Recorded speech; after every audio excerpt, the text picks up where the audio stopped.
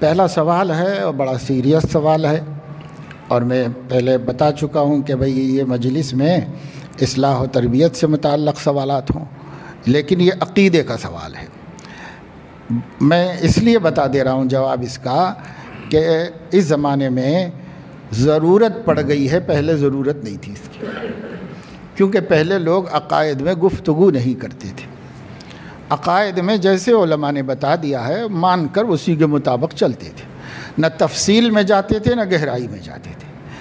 اسی لیے اہل اللہ نے فرمایا کہ عوام کا ایمان محفوظ ایمان ہے، کیونکہ انہیں پتہ ہے کہ بھئی یہ ماننا چاہیے، ماننا چاہیے، ماننا چاہیے، بس وہ مانتے ہیں اور کسی کی نہیں مانتے اس کے مقابلے میں۔ لیکن جو لوگ اس کو جاننا چاہتے ہیں ان کا ایمان خطرے میں، اس واسطے کہ وہ تفصیل میں جائیں گے، اور تفصیل میں جائیں گے تو کسی کو سمجھ میں آئے گا، کسی کو سمجھ میں نہیں آئے گا، تو گڑبڑ ہو جاتی ہے۔ اس لیے صحیح بات تو یہ ہے کہ ایمان کے بارے میں اجمال پر اکتفا کیا جائے۔ اجمال مطلب بس مختصر اللہ کو ایک ماننا ہے، اللہ کو ایک مان لیا بس۔ حضور علیہ السلام کو نبی ماننا، بالکل نبی، آخری نبی۔ جنت ہے، دوزخ ہے، بالکل ہے، کوئی شک نہیں ہمارے کو اس کے اندر۔ موت کے بعد کھڑے کیے جائیں گے، بالکل 100%، ساری دنیا نہ مانے، ہم مانتے ہیں کہ کھڑے کیے جائیں گے۔ یہ اجمال ہے کہ اجمالی طور پر جان لیں۔ اب یہ کہ بھائی اللہ کے ایک ہونے کا کیا مطلب ہے، اور جنت کیسی رہتی، کہاں رہتی، ہم کو تو نہیں دکھ رہی نا، جس چیز کا وجود نہیں ہے اس چیز کو کیسا مانیں، کیا کریں، وجود ہے تو کہاں ہے، کدھر ہے، یہ تفصیل ہے۔ یہ تفصیل میں جائے گا تو خطرہ ہے کہ پھسل جائے گا، گڑبڑ ہو جائے گی۔ اس لیے تفصیل میں نہ جانا صحابہ کا طریقہ تھا۔ صحابہ کا طریقہ مان لینا تھا، بس مان لو، ایمانیات میں کچھ تفصیل نہیں، جو بولے مان لو، جو بولے مان لو۔ اور وہ باتیں ہم تک اسی طرح پہنچی ہیں، ہم بھی مان لیں۔ اب یہ سوال کہ اللہ تعالیٰ عرش پر مستوی ہے، قرآن میں نازل ہوا ہے، مان لو بس ایسے ہی۔ الرحمن علی العرش استوى، رحمان عرش پر مستوی ہے۔ مستوی کس کو بولتے ہیں؟ تو علماء کو معلوم ہے کہ مستوی کہتے ہیں ٹھیک طرح جم جانے کو، بیٹھ جانے کو مستوی ہو جانا کہتے ہیں۔ تو اب اس کے معنی کیا ہیں کہ رحمان عرش کہتے ہیں تخت کو، رحمان تو اللہ پاک کا نام ہے۔ الرحمن علی العرش استوى، اللہ پاک عرش پر مستوی ہے۔ تو لغت سے تو ہم کو سب پتہ چل گیا کہ لغت کے اعتبار سے اس کا یہ ترجمہ ہو رہا، لیکن اب جب آپ تفصیل میں جائیں گے تو ذہن میں آئے گا جب اللہ نور ہے اور جب اللہ کا جسم نہیں ہے، جب جسم نہیں ہے تو مستوی کیسے ہوگا، جسم نہیں ہے تو کھڑے گا کیسے، بیٹھے گا کیسے، کیا ہوگا۔ پھر قرآن میں ایک جگہ کہا گیا ہے وَهُوَ مَعَكُمْ أَيْنَمَا كُنْتُمْ، تم کہیں بھی رہو اللہ تمہارے ساتھ ہے۔ اور پھر قرآن میں کہا گیا ہے اللہ عرش پہ بیٹھ گیا ہے پوری کائنات بنا کے، تو عرش پہ بیٹھا ہے تو ہر جگہ نہیں ہے، ہر جگہ ہے تو عرش پہ نہیں بیٹھا ہوا ہے۔ اب آپ گمبھیر سوالات پیدا ہوتے چلے جائیں گے، اور جو آپ کا پہلے سے یقین تھا وہ یقین کنفیوژن میں تبدیل ہو جائے گا، شکوک و شبہات میں تبدیل ہو جائے گا۔ اس لیے آج سے 10 12 15 برس پہلے تک امت مسلمہ کی عوام میں اس قسم کا کوئی مسئلہ بحث میں نہیں تھا۔ لیکن یہ جو لوگ سعودی عربیہ گئے کمانے کے واسطے اور وہاں پر سلفیوں کا زور رہا، ان لوگوں نے ہندوستان سے آنے والے بھولے بھالے مسلمانوں کے اچھے خاصے عقیدوں کو چھیڑ کر اور انہیں تفصیلات میں لے جا کر کے کنفیوز کر دیا۔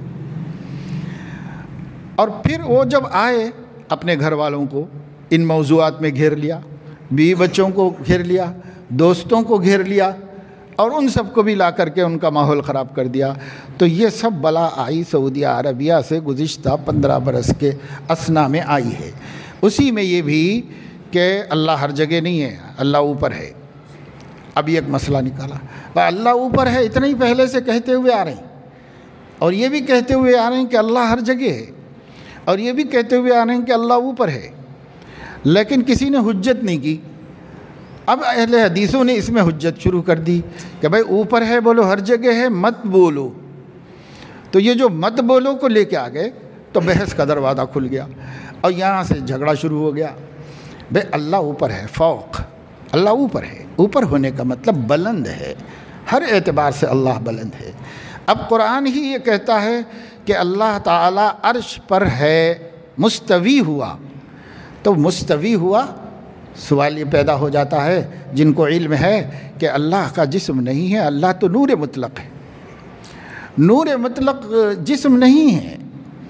جب وہ جسم نہیں ہے تو بیٹھنا، اٹھنا، کھڑے ہونا، چڑھنا، تخت پہ بیٹھنا سب جسم کا کام ہے۔ تو جب وہ جسم نہیں ہے تو پھر کیسے اللہ مستوی ہوا؟ تو صحابہ کے دور میں ایسے سوالات کرنے والے کو سخت تنبیہ کی جاتی تھی۔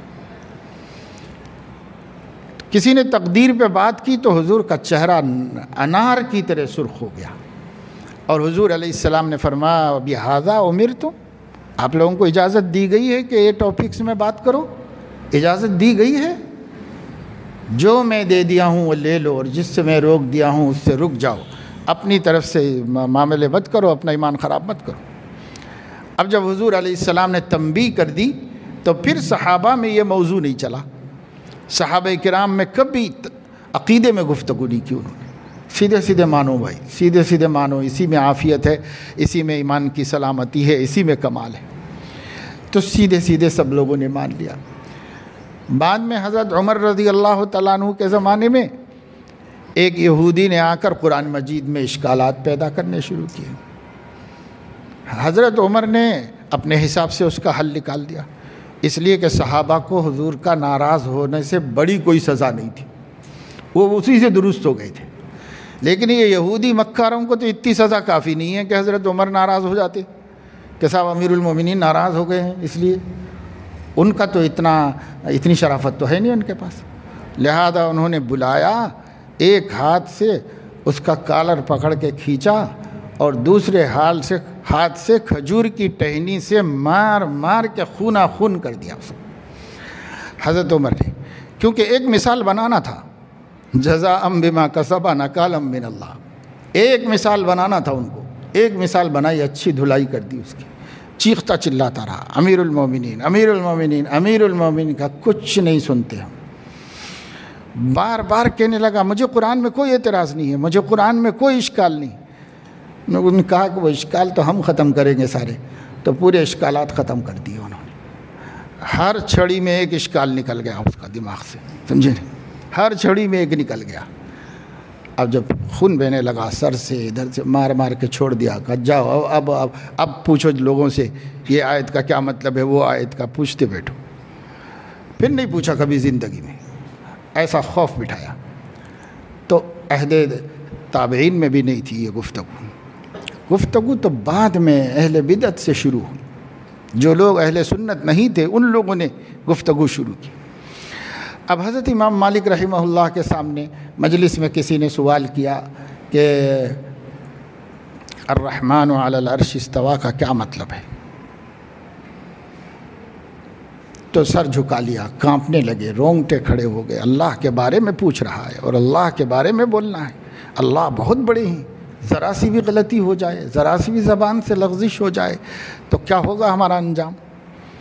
جن کو اللہ کی معرفت ہے وہ ڈرے، اور کافی دیر کے بعد سر اٹھایا اور فرمایا کہ اس آیت کے الفاظ اللہ کی طرف سے نازل ہیں، منزل ہیں، اور اس کے معنی ہم کو معلوم ہے کیونکہ ہم عربی جانتے ہیں، اور اس کی کیفیت مجہول ہے، یعنی اللہ کیسا مستوی ہوا یہ پتہ نہیں ہے، کچھ بھی ہم کو کسی کو پتہ نہیں ہے اس کا، اور اس پر ایمان لانا واجب ہے تو ہم ایمان لاتے ہیں، اور اس کے بارے میں سوال کرنا بدعت ہے، اس بدعتی کو میری مجلس سے نکال دو۔ تو ایک ہی وقت میں علاج کر دیا کہ ایسے سوالات نہیں کرنا چاہیے، ایسے سوالات کرنے سے کنفیوژن ہوگا، اور اگر آپ کا کنفیوژن تو دور ہوگا نہیں، دوسروں کے دل میں پیدا ہو جائے گا، جو سیدھے سادھے ہیں پہلے سے ان کو کچھ نہیں تھا، ان کو بھی پیدا ہو جائے گا۔ تو یہ موضوعات نہیں ہیں عوام الناس کی، یہ موضوع علم کلام کی درسگاہ میں ہے، یہ موضوع وہاں پر ہے جہاں پر عقائد پر گفتگو اور بحث ہو رہی ہو، اور سامعین بھی اہل ہوں، اور سنانے والا بھی اہل ہو، بتانے والا بھی اہل ہو، تو وہاں تو ٹھیک ہے، اس کی کچھ گنجائش نکلتی ہے اور وہ لوگ بھی بہت احتیاط برتتے ہیں۔ لیکن عام لوگ جن کا علم ابتدائی ہے، جو دین کے معلومات کے اعتبار سے پرائمری کے طلباء ہیں، اب ان کے سامنے اس کی بحث تو اور کنفیوژن پیدا کرے گی، اچھے خاصے لوگ بھٹک جائیں گے اس میں۔ اور یہی کر دیا ان سلفیوں نے، غیر مقلدین نے سعودی عرب سے آ کے سوال جگہ جگہ چلا دیا، جگہ جگہ چلا دیا۔ حد یہ ہے کہ صاحب بچوں سے پوچھ رہے ہیں آپ اسکول میں اللہ کہاں ہے، تو اتنا تو مسلم بچہ جانتا ہی، وہ کہتا ہے کہ اللہ اوپر ہے۔ تو ہاں اوپر ہی ہے، ہر جگہ نہیں ہے۔ یہ زبردستی کی بات کہ ہر جگہ نہیں ہے، اس کو اور ایک بٹھا دیا دماغ کے اندر۔ تو بچے کہتے ہیں کہ اللہ تو ہر جگہ ہے، ہمارے امی ایسے، ہمارے ابو یہی بول رہے ہیں اللہ ہر جگہ۔ تو کہا اللہ ہر جگہ کیسا ہوگا، ٹوائلٹ میں بھی ہے، فلاں جگہ بھی ہے، فلاں جگہ بھی ہے۔ اب بچے شرما گئے اور کہا ٹوائلٹ میں کیسے اللہ ہوگا، اللہ تو مقدس جگہ پر ہوگا، مقدس ہے، مقدس جگہ پہ۔ تو مسجد میں تو ہو سکتا ہے مگر ٹوائلٹ میں کیسے ہو سکتا ہے اللہ۔ تو اب اس کو دماغ میں بٹھا دیا کہ یہ مت بولو کہ ہر جگہ ہے، ہر جگہ ہے بولنا کفر ہے، شرک ہے، اور اوپر ہے بولنا ایمان ہے، توحید ہے۔ تو اب اس کی ضرورت پیش آئی کہ بھائی جو لوگ اس بات سے متاثر ہوئے ہیں ان کو سمجھایا جائے اور انہیں بتایا جائے۔ وہ بھی قرآن کی آیت ہے، آپ ایک آیت کو ثابت کرنے دوسرے آیت کا انکار کیسے کرتے ہو؟ وَهُوَ مَعَكُمْ أَيْنَمَا كُنْتُمْ کا اگر آپ یہ مطلب کہیں کہ اس کی نظر ہر جگہ ہے، تو کیا اللہ کو یہ کہنا نہیں آ سکتا تھا کہ میری نظر ہر جگہ ہے؟ اللہ نہیں بول سکتا تھا، آپ کو بولنا آتا ہے کیا؟ اللہ خود بول سکتا تھا۔ اللہ تعالیٰ اپنے آپ کو ہم سے زیادہ جانتا ہے۔ حضور علیہ السلام نے ایک شکرانے میں یہ کہا ہے کہ آپ تو ویسے ہی ہیں جیسا کہ آپ جانتے ہیں، یعنی ہم تو نہیں بیان کر سکتے پر آپ ویسے ہی ہیں جیسا کہ آپ جانتے ہیں۔ یہ حضور علیہ السلام نے فرمایا۔ تو اللہ جب اپنے آپ کو سب سے زیادہ جانتا ہے تو وہ یہ کہہ سکتا تھا کہ نظری معکم، میری نظر تمہارے ساتھ ہوتی ہے تم کہیں بھی رہو۔ ویسا نہیں کہہ کے اللہ نے ایسا کیوں کہا کہ وَهُوَ مَعَكُمْ أَيْنَمَا كُنْتُمْ، وہی تمہارے ساتھ ہوتا ہے تم کہیں رہو۔ اور نحن اقرب الیہ من حبل الورید، میں بندے کی شہرگ سے بھی زیادہ اس سے قریب ہوں۔ آپ تعویلات کرنے کا کیا حق رکھتے ہیں؟ اور اگر آپ تعویل کریں تو دوسرا بھی کر سکتا ہے، پھر آپ ہی کی صحیح ہے، اس کا کیا ثبوت ہے؟ تو اس وجہ سے یہ سب باتیں غلط ہیں۔ جو بات سلف صالحین کہتے مانتے آئے ہیں ہمیں اسی طرح مانتے ہوئے جانا ہے۔ یہ بھی ماننا ہے کہ جب اللہ نے پوری کائنات بنا دی ثم استوى علی العرش وهو يدبر الامر، وہاں سے اپنی حکومت چلاتا ہے۔ ان الفاظ پر ایمان لانا، ان الفاظ کے جو معنی ہیں ان کو نہیں بدلنا، اور ان الفاظ کا جو مدلول ہے وہ متعین نہیں کرنا کہ بھئی ہم جیسے کرسی پہ بیٹھے۔ یہ اتنی بڑی بڑا نزاکت کا مقام ہے کہ امام ابن تیمیہ جیسا حافظ الدنیا، اتنا بڑا عالم دین، انہوں نے بھی جب اس میں دخل دیا تو اس نزاکت کی نقصان سے بچ نہیں سکے۔ انہوں نے بھی یہاں تک کہہ دیا جیسے کوئی اپنے تخت پر بیٹھتا ہے، نعوذ باللہ۔ حالانکہ جیسے کہا جائے گا تو فوراً جو ہے یہ خود جو شرک ہو جائے گا، اس لیے کہ اللہ نے فرمایا لیس کمثلہ شیء وہو السمیع البصیر، تم بھی دیکھتے ہو سنتے ہو، وہ بھی دیکھتا ہے سنتا ہے، لیکن اس جیسا کوئی نہیں۔ اس کے دیکھنے کے جیسا دیکھنا کہیں نہیں پایا جاتا، اس کے سننے کے جیسا سننا کہیں نہیں پایا جاتا، اس کے عرش پر بیٹھنے کے جیسا بیٹھنا بھی کہیں نہیں پایا جاتا۔ وہ کیا ہے وہی جانے، ہم ایمان لاتے ہیں اس کے اوپر۔ اور جب وہ یہ کہتا ہے وَهُوَ مَعَكُمْ أَيْنَمَا كُنْتُمْ، اس پہ بھی ہم ایمان لاتے ہیں۔ کیسے ہمارے ساتھ ہوتا ہے ہم اس کے اوپر بات نہیں کرتے۔ اور وہ جب کہتا ہے نَحْنُ أَقْرَبُ إِلَيْهِ مِنْ حَبْلِ الْوَرِيدِ، تو ہم اس پہ بھی ایمان لاتے ہیں۔ اور ہماری شہرگ سے نزدیک کیسے گھسا، ہمیں اس کے بارے میں کچھ نہیں جاننا ہے، ہم جاننا بھی نہیں چاہتے کہ وہ کیسا ہوتا ہے، کیسا کا لفظ ہی نہیں جاننا چاہتے ہم اس کے بارے۔ پھر وہ جب یہ کہتا ہے ما یکون من نجوا ثلاثۃ الا هو رابعهم، جب 3 آدمی مل کے بات کرتے ہیں میں چوتھا ہوتا ہوں، اور جب 5 کرتے ہیں تو میں چھٹا ہوتا ہوں، 3 سے کم دونوں ہوتے ہیں تو میں تیسرا ہوتا ہوں، اور 5 سے زیادہ ہو جائیں کتنے بھی تو اس میں ایک بہرحال میں ہوتا ہوں۔ تو جب اللہ تعالیٰ یہ فرما رہے ہیں کہ میں تیسرا، میں چوتھا، میں 5واں، میں تمہارے ساتھ، تو بھئی کیسا ہوتا ہے یہ ہم نہیں مانیں گے، لیکن ہوتا ہے یہ ہم مان لیں گے، کیونکہ قرآن اللہ کا کلام ہے، اسی کا نازل کیا ہوا ہے۔ جب وہ کہہ رہا ہے تو ہم اس کی تعویل بھی نہیں کریں گے، اسی طرح مان لیں گے۔ تو کتنا آسان کام ہے، ایسے ہی صحابہ کا ایمان تھا، لیکن بعد میں لوگوں نے مسائل کھڑے کیے، سوالات اٹھائے۔ کس نے اٹھائے؟ آج تک اہل حق میں سے کسی نے یہ سوال نہیں اٹھایا۔ اہل بدعت نے اٹھایا، خوارج نے اٹھایا، معتزلہ نے اٹھایا، اور اس کے بعد ان جیسے قماش کے لوگ اٹھاتے ہیں۔ اس لیے استواء علی العرش اور اللہ تعالیٰ ہر جگہ موجود ہیں، ان 2 عقیدوں کو سمجھائیں۔ تو میں سمجھتا ہوں کہ آپ کی سمجھ میں آ گیا کہ یہ بھی عقیدہ ہے، ماننا ہے، ایمان لانا ہے۔ یہ بھی عقیدہ ہے، یہ بھی قرآن کی آیت ہے، ماننا ہے اور ایمان لانا ہے۔ اور اگر غیر مقلدین کی طرح کہیں تو میں اس مخمصے میں زیادہ جاتا نہیں، لیکن طلباء کو چونکہ وہ اشکال کرتے ہیں تو سمجھاتا رہتا ہوں۔ تو ایک مثال سے عام آدمی بھی سمجھ جا سکتا ہے کہ ایسا ضد کرنے کا کوئی فائدہ نہیں کہ اللہ یہ کہو کہ اللہ اوپر ہے، اس ضد کرنے کا کوئی فائدہ نہیں، اس لیے کہ جب ہم اوپر کہیں گے تو بمعنی بلند کے کہیں گے۔ اللہ اجل و اعلیٰ، اللہ سب ہی سے زیادہ مقدس اور سب ہی سے بلند ہے۔ اللہ بلند ہے، سب سے اونچا ہے اور سب سے بلند ہے۔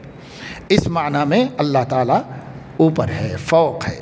ورنہ فوق کو لغت کے معنی میں دیکھا جائے تو فوق کہتے ہیں ایک سمت کو، اوپر، اس کے مقابلے میں تحت ہے، اور یمین ہے، شمال ہے۔ جیسے پورب، پچھم، اتر، دکن، اور جیسے ایسٹ اور ویسٹ، اور یہ کیا کہتے ہیں نارتھ اور ساؤتھ وغیرہ۔ تو جب آپ جہتوں کو کسی بھی نام میں کہیں گے، عربی میں کہیں گے، تو اوپر والی جہت کو فوق کہیں گے، اوپر والی جہت کو۔ جب ایک جہت میں اللہ کو قید کر دیں گے تو بقیہ جہتوں سے نکل جائے گا اللہ تعالیٰ۔ یہ خود بہت بڑی غلطی ہے جو لوگ اس پہ اصرار کر رہے ہیں۔ اس لیے ہم کو چاہیے کہ ہم اللہ کو فوق تو مانیں، لیکن فوق کا مطلب کیا ہے اس کی گہرائی میں نہ جائے، اس کی گہرائی میں نہ جائے۔ قرآن میں کہا گیا ہے ان اللہ قد احاط بكل شيء علما وهو بكل شيء محیط، ہر چیز کو اس نے احاطہ کیا ہوا ہے، گھیرا ہوا ہے، تو کوئی چیز نہیں بچے گی۔ کل شیء میں ہر چیز آئے گی جس کو اللہ نے باہر سے گھیرا ہوا ہے اور اس کی قید میں ہے، وہ اس کی حد میں داخل ہے۔ اگر اللہ تعالیٰ کو کسی چیز پر بٹھا دیں گے آپ عرش کے اوپر تو عرش محیط ہو جائے گا، اللہ اس میں محاط ہو جائے گا، اس کے اندر آ جائے گا اور وہ اس سے باہر ہوگا، تو یہ اللہ تعالیٰ کے محیط ہونے کے خلاف ہوگا۔ تو بہت مشکلات ہیں، پریشانی ہے اگر اس میں جائیں گے آپ۔ اس لیے عقائد میں یہ بات بتائی گئی ہے اہل سنت والجماعت کے عقائد میں کہ جس علم کو اللہ نے مخلوق سے روک دیا ہے، اس علم کا ارادہ کرنا اور اس علم میں جانا، اس علم سے باہر نکلتے وقت ایمان، یقین، دین، سب چیزوں کو کھو کر نکلنا ہے، اس میں سے سب چھوڑ کے آ جانا ہے۔ اگر آپ اس دریا میں گھسیں گے جس علم کو اللہ نے ہم سے روکا ہے، تو اس کا علم اللہ نے ہم سے روکا ہے، دیا ہوتا تو نبی ہمیں بتا دیتے، نبی نے بھی روکا ہے، اللہ نے بھی روکا ہے، اب آپ کائے کو اس میں گھس رہے؟ آپ گھسیں گے تو اپنا ایمان سلامت لے کے نہیں نکل سکتے اس میں سے۔ اس لیے صرف اتنی بات جو میں نے بتا دی بس یہ کافی ہے۔ وہ جو میں مثال کی بات آپ کو کہہ رہا تھا، اگر کوئی ایسا بد دماغ مل جائے تو کبھی ضرورت پڑ جاتی ہے خود سے الجھنے والوں سے، ہم کبھی نہ الجھیں، ہم عقیدے میں کسی سے نہیں الجھیں، اپنا عقیدہ علماء سے سیکھو۔ ہم نے عقائد اسلام چھوٹا سا رسالہ لکھ دیا ہے، وہ موجود ہے، ملتا ہے، اس کو اچھی طرح پڑھ لو، بس اتنی باتیں مان لو اور ایمان لے آؤ، اور اس کی تفصیل میں جانے کی ہمیں ضرورت ہی نہیں کچھ بھی، اس کے اوپر ایمان لے آؤ عقائد اسلام پر بس۔ تو دنیا کو سب کو معلوم ہے کہ یہ جو دنیا ہے یہ گلوبل، یہ پورا ایک بال کی طرح ہے۔ جب آپ کو گلوبل سامنے رکھ کر کے اس کو گھما گھما کے بچوں کو دکھایا پڑھایا جاتا ہے کہ بھائی دنیا ایسی ہے، اور ادھر امریکہ ہے، ادھر کینیڈا ہے، ادھر آسٹریلیا ہے، ادھر انڈیا ہے، ادھر ساؤتھ ایشیا ہے، اور فلاں ہے، یہ ہے وہ ہے، اسی میں دکھا کے پڑھایا جاتا سب طرف۔ تو اسے گھما گھما کے دکھانا پڑتا ہے، کیوں؟ اس واسطے کہ اگرچہ کہ 3/4 میں پانی ہے، لیکن وہ 1/4 آبادی ادھر ادھر ادھر ادھر پھری ہوئی ہے سب طرف میں۔ تو کبھی یہ بال ایسا ہوگا تو اوپر بھی آبادی ہوتی ہے، نیچے بھی آبادی ہوتی ہے۔ تو اگر اوپر والے ملک کے لوگ کہیں کہ ہمارے سر کے اوپر اللہ تعالیٰ ہے، تو یہ جو نیچے والے لوگ ہوں گے، اس آبادی اور اس ملک کے لوگوں کے پیروں کے اوپر اللہ تعالیٰ ہوگا، کیونکہ وہ جو نیچے کی آبادی ہے نا وہ ایسے لٹکے ہوئے ہیں سب۔ اوپر والے لوگ اگر کھڑے ہوئے ہیں تو نیچے کا کھڑا ہوا لٹکا ہوا ہے۔ اگر کرۂ ارض سے باہر جا کر دیکھا جائے تو وہ سب الٹے ہیں، نیچے لٹکے ہوئے ہیں سب، جیسے چپکلی چلتی ہے چھت کے اوپر، ایسے گاڑیاں چل رہی ہیں، ایسے انسان چل رہے ہیں سب نے۔ تو ان کے پیر اوپر ہو گئے ہیں، ان کا سر اوپر ہو گیا ہے۔ اگر بچے سائنس کے سوالات کرتے چلے جائیں تو آپ کہاں تک اللہ تعالیٰ کی عظمت کو بچائیں گے؟ اس واسطے اللہ کی عظمت کی حفاظت کا طریقہ یہ ہے کہ ان چیزوں میں کنفیوژن مت پیدا کرو، گہرائی میں مت جاؤ، سیدھے سیدھے جیسے صحابہ ایمان لائے ایسا لاؤ۔ فَإِنْ آمَنُوا بِمَا آمَنْتُمْ بِهِ فَقَدِ اهْتَدَوْا، ایسا ایمان لاؤ جیسے صحابہ لائے ہیں تو ہدایت پائیں گے۔ اگر آپ سے کوئی ایسی بات پوچھے تو اس سے کہے کہ ہم اس کے مکلف نہیں۔ آپ کو کس نے کہا ہے کہ اس میں گفتگو کیجیے؟ ہم اس کے مکلف نہیں، ہم نے اللہ کو بڑا مانا ہے، عظیم مانا ہے، بلند مانا ہے، بس ہم اللہ تعالیٰ کو سب مانتے ہیں۔ بس زیادہ چکر میں گفتگو کر کے ایمان خراب مت کرو۔